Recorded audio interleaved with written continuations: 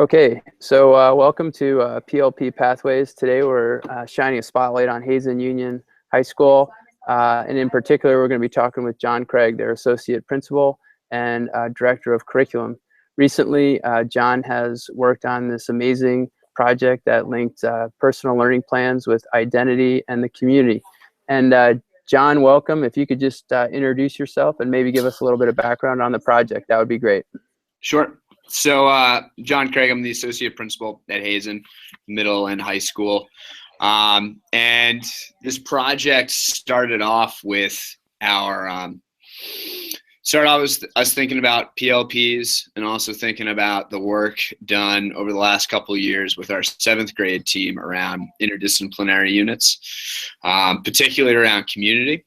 And so over the summer at the Middle Grades Institute, our team kind of got rolling and started brainstorming about how to pull all these different pieces together to kick off the year. And so we had two other big changes this year with our program at the middle level. The first thing was we were able to roll out a one-to-one initiative using iPads, and we partnered with Tarrant, and they've been a great resource with us, kind of with a bunch of these pieces throughout the year, starting back last summer all the way through now and whatnot. The other big piece that we did is instead of it's a relatively small school at Hazen. We have about 120 kids in our middle level, and traditionally the middle level is set up with a 7th grade team and an 8th grade team. So 4 core teachers for 7th grade, 4 core teachers for 8th grade.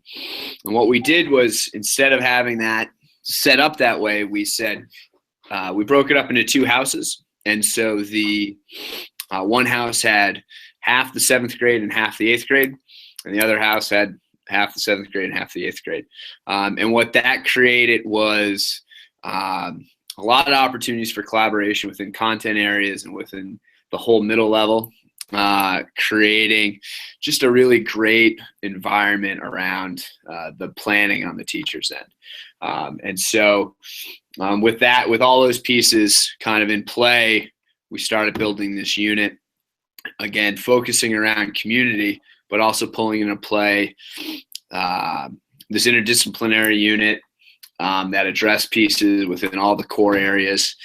We also, with the one-to-one rollout, focus on digital citizenship. And then we also started exploring negotiated learning, and just finding some really natural connections between all of these different elements coming together. So it sounds like you're making a lot of policy decisions. You're having multi-age teaming. You're having flexible structures. You're also addressing the idea of technology and in the classroom and the digital citizenship, and you're doing that in an interdisciplinary way, which sounds awesome. I have a question for you. Is this unit that you completed, was that sort of one unit of many that are going to be working with the PLP, or do you see this as a model for other units and the development of a curriculum that eventually will have the PLP fully integrated into it? So that was kind of the foundation for the development of the PLPs and for the work that's being done throughout the year. I think looking ahead to next year, our new students coming into the middle level, so our 7th graders next year, they'll engage in a revised version of this, and the team's starting to think about how and what it'll look like for what will be the 8th graders. So it'll start to change in that way, where it'll really be a 7th grade specific piece, and it gave a framework to why we were doing personalized learning plans, for kind of a launching off point into the negotiated learning piece. And so right now we have students that they're using their personalized learning plans as a place to document not just what they're doing in their core classes, but also what they're doing in terms of a negotiated learning project. So we have some students who they're in the process of organizing and putting together a necessities pantry. So for students that are in need of, whether it's canned food for home or toiletries, that there's a place where they can kind of anonymously be able to get some of those pieces. And so that's an idea that was generated by a group of students, and that's the project that they're going to be working on throughout the year with the support from their teachers, and they're documenting that within their personalized learning plan. Some other students who are they're developing a plan to produce fresh baked goods for our local food pantry. And so they've been around the holidays. They did a lot of baking of cookies and other treats that they were able to bring down the pantry, because they have a lot of non-perishables down there, but to have some fresh kind of baked goods. And kind of alongside those, some students are working with some high school students and building an earth oven on our campus where they can cook some pizzas and also be able to share those with the community. So we have some students that are working with their negotiated learning plan. Negotiated learning project is working with VEEP, Vermont Energy Education Program, and they're teaching lessons once a week down at the elementary school in Hardwick. So these are all things that are just, the kids are really engaged in and pretty excited about. And then we've kind of modified some schedules, kind of opened some things up so that they can kind of run with these. And again, using the personalized learning plans to help kind of guide and document all this great work. So can you just talk real quick about maybe some evidence, how you're structuring the gathering of evidence for the kids? So what tools are you using to have them reflect? It sounds like they're setting some goals and setting some objectives. So how are you going about collecting the evidence, and how are they reflecting on a regular basis? So we've been using we use Google Sites for the PLP, for this kind of the portfolio side of things. So a lot of the goal setting pieces and skills inventory, thinking about kind of a bunch of stuff that you've been doing at the Main Street middle level, middle school. Using a bunch of those pieces. And we're in the process right now of getting them going with some blogs that will act as a place for more of that daily reflection. And, you know, like a lot of schools, you know, we're building the ship while we're trying to sail at the same time. So that's the piece that's coming along right now, is kind of using Blogger, using the ability to tag things with the labels, and also trying to model a lot of that with our own school-wide blogs as well for the kids. So kind of those are the two pieces. We're sort of looking at Blogger as kind of a place for the reflection and kind of the daily collection of evidence, and the Google site being a place where they're tying it to the proficiencies, and they're doing a little bit more of the concrete kind of work.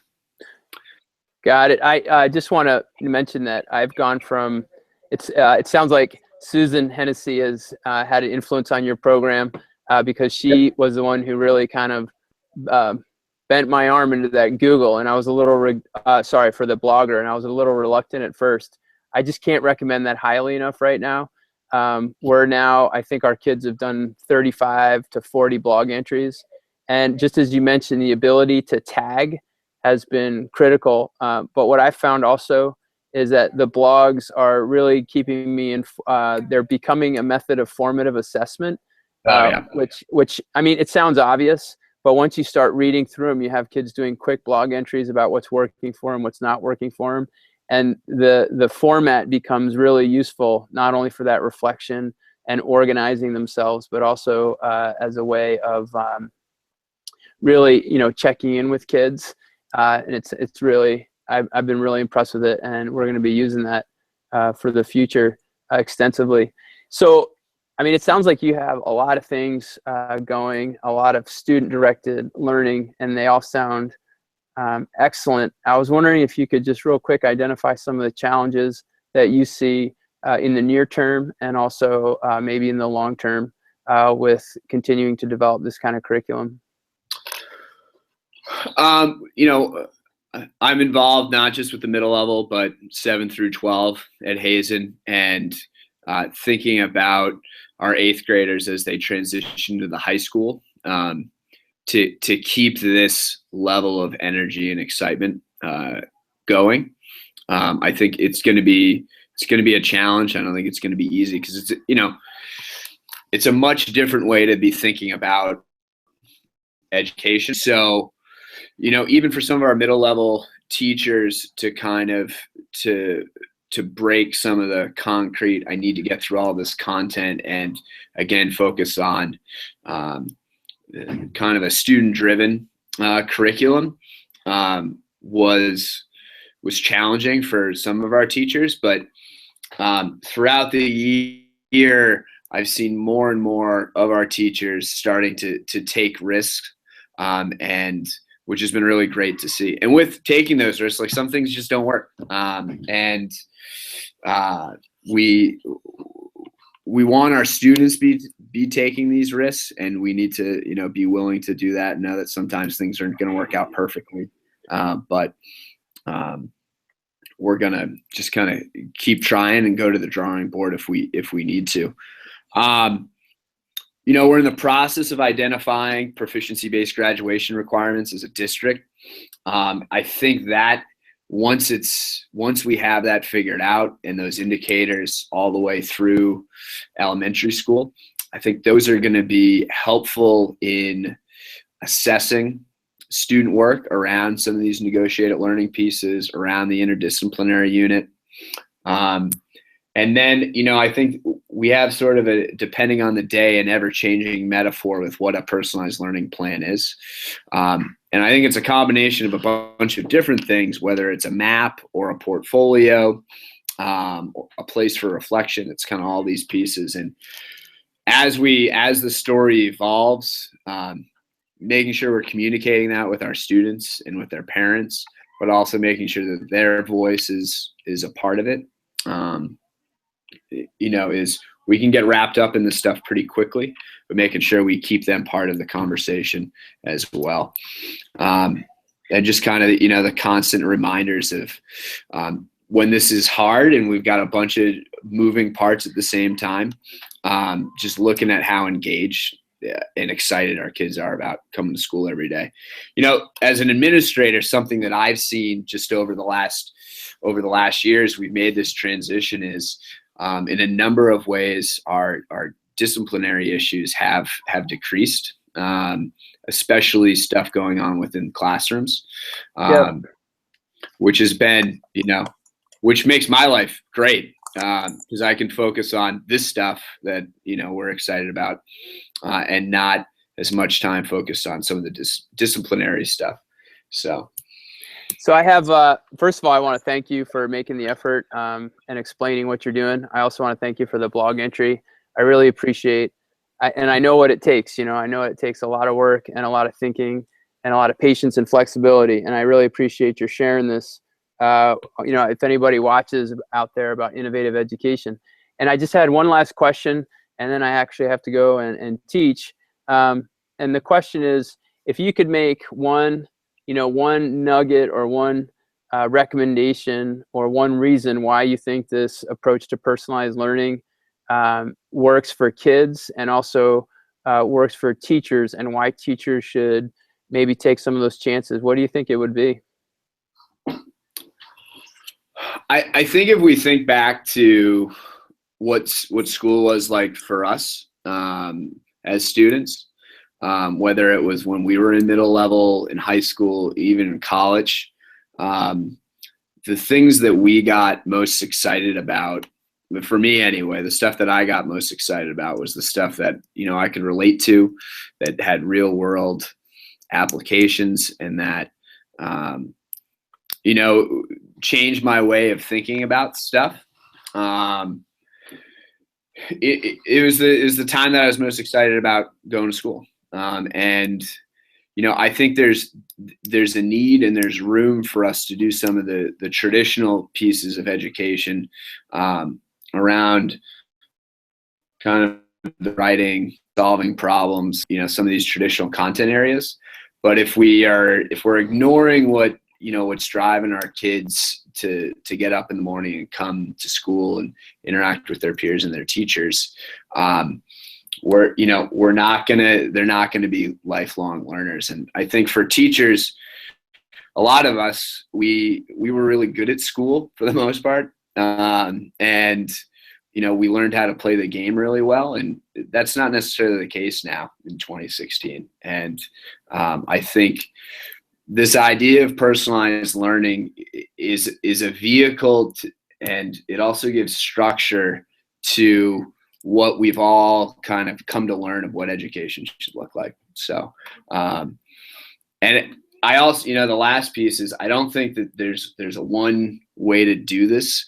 I think what we do here at Hazen is unique, and it fits what we're doing really well. And if you watch the video that we put together for the middle grades conference, you can see there's a lot of connections to the community and what's the history of Hardwick and the surrounding areas. And we're pretty unique in a lot of ways. And communities all over Vermont have their own unique things going on. And I think as middle levels and as schools start to develop, the structure to put this stuff in place, you need to figure out what's going to work here, and build it from within. And I've heard from a lot of people like looking for that sort of the magic wand to make all this stuff work. And it's hard work. And I think it starts with collaboration and a place of trust. So. Well, again, I really appreciate it. Thank you very much. We'll definitely be in touch to follow up on this, and keep doing that great work. It's really good to see. And again, I appreciate your time. Tell everybody up there at Hazen Union we said hello, and Great. Thanks very much. Have a great afternoon. Yeah, thanks, Don. All right, take care now.